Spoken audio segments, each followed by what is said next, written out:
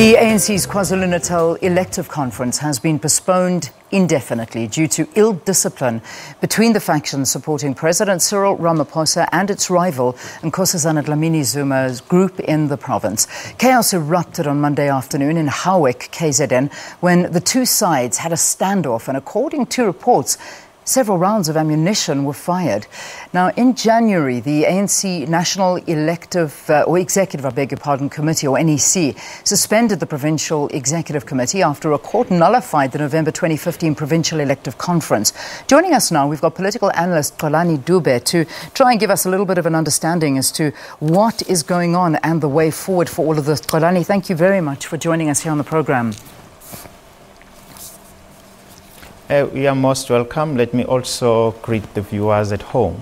Xolani, recommendations obviously are now to be sent to the ANC leadership so that they can actually decide when the conference should be held. What will be the resolution to actually end this violent factionalism that's been going on for far too long? I think the real predicament that currently is facing the ANC in the province of KwaZulu-Natal is the issue of the division, the irreconcilable division that was mainly necessitated or mainly came out of the past conference that was declared as null and void by the court. And so I think that's where everything really emanates from. And also is the issue of the scarcity of the resources. The resources in this case is the issue of positions, because you have to understand that nowadays politics is primarily about the issue of resources, the patronage and employment. I guess that's the main issue, to say how can we reconcile the two in order for the two groups to benefit from the patronage that comes with the government packs and so forth. Yeah. I mean, when we look back at footage and we look at some of the events that unfolded going back to Monday, the reports are saying that members of the two factions actually resorted to firing ammunition. And, now it's really getting even more serious. Tell us about this. I mean, when they start resorting to ammunition and firing at one another, this is, I suppose it's been like this for a while, but I mean, again, on Monday. Look, there is a Morane commission that recently concluded its findings. And so I think the issue of violence in KwaZulu-Natal, there is a perception that is becoming kind of a normal phenomena in our province, and especially amongst the political parties.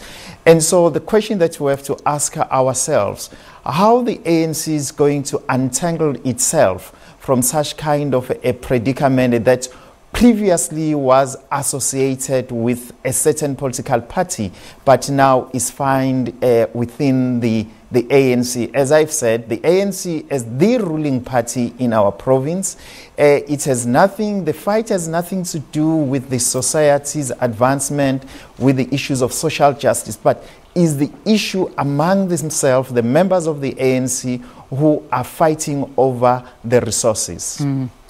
Interesting reports coming out over the weekend, and Xolani, the KwaZulu-Natal leadership absolutely denying it. I know that there was a Sunday Times report basically alleging that supporters in KwaZulu-Natal are creating a breakaway party from the ANC to basically get back at President Cyril Ramaphosa, basically to undermine him as part of a strategy to defend Jacob Zuma. As I mentioned right at the beginning, they have denied that this is happening. But realistically, I mean, could something like this be in the pipeline? Could it be happening? I think, look, let's look at the two scenarios here. We have the president of the ruling party, the ANC, sharing a podium with a leader of an organization that has made it clear that they are going to host, or they are going to contest the election, of which in this case is Andile Mqitama. And so that really, it raises eyebrows, and it makes one feel comfortable that a president of an organization can give a platform to a person like Andile Mqitama, who've made it clear that he's going to contest. And another thing, on the other side, I don't think that really the so-called, those who support Jacob Zuma, inverted commas, they can take such a risk to come up with their own political party, because as much as you can see them being organized around JZ, but to come up with a political party, I think is a huge task, and they might have a limitation to have a political party in KwaZulu-Natal if they plan to have such kind of a thing. But also on the other side, these guys, you have to understand that the only thing that they know in their life, as they always claim, is the ANC.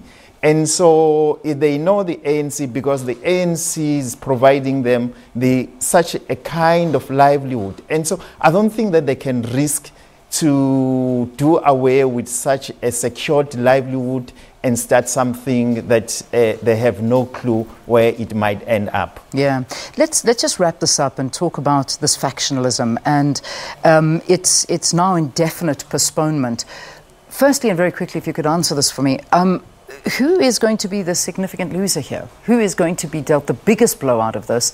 And then follow that up by just saying, for President Ramaphosa and going into the 2019 elections, having a very desperate situation in KwaZulu-Natal, which it is right now, and it's very, very divided, what does this mean to the party? Look, KwaZulu-Natal is such a very important province when it comes to the total number of votes nationally for the ANC. And if really they are failing to solve the issues that are infested within the KZN ANC, I think the ANC might suffer a lot. But it's still too early to tell, to say what might come out in the next 5 years, because in politics a day is a lot of years. And so I think what they have to do, they have to trend very carefully when they deal with the issues that affect KwaZulu-Natal, because there is a colossal salad of issues that really need to be dealt with. As we have said, that there is issue of the composition, mainly the composition of the ANC members in KwaZulu-Natal is a worrisome, because some of them, as people are claiming, are coming from a political organization that has been known that the issue of violence has been an institution within that particular organization.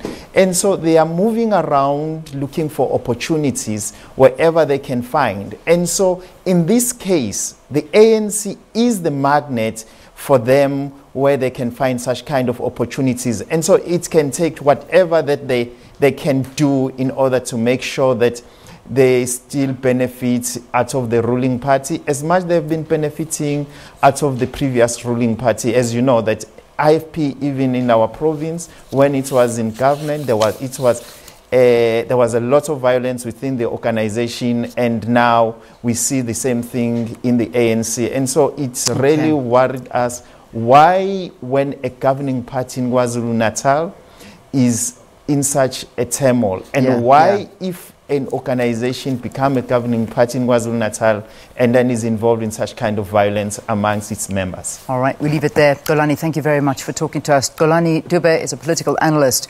unpacking the situation in KwaZulu-Natal after we saw that Provincial Elective Conference postponed indefinitely due to ill discipline. Let's take